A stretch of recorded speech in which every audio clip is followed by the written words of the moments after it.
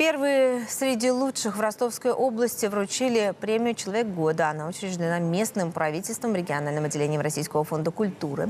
Церемонии уже этой 18 лет, а звание «Финансист» 2015 получил петербуржец Роман Василенко, руководитель холдинга «Life is Good».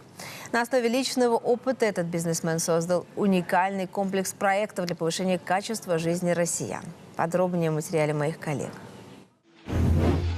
Аплодисменты, цветы и звания. Финансист года. Награду от правительства Ростовской области и регионального отделения Фонда культуры президент компании Best Way Роман Василенко получил за применение зарубежных стратегий на отечественном рынке. Поскольку Донская земля – это моя родная земля, и мои корни отсюда, из Таганрога, у меня отец отсюда, и мне очень приятно получать эту премию, эту высокую премию здесь, на этой земле.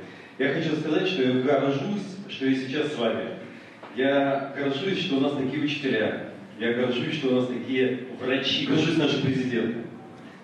Секрет успеха в том, что нужно сделать что-то, что принесет пользу людям. Роман создал уникальный жилищный кооператив, который помогает россиянам приобретать квартиры без ипотеки.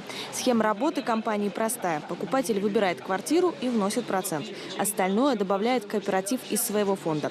В собственность клиента жилье переходит после погашения задолженности. Ощущение ответственности, оно, конечно, очень серьезное, но оно не тяготит, потому что, наоборот, оно еще дает большую мотивацию.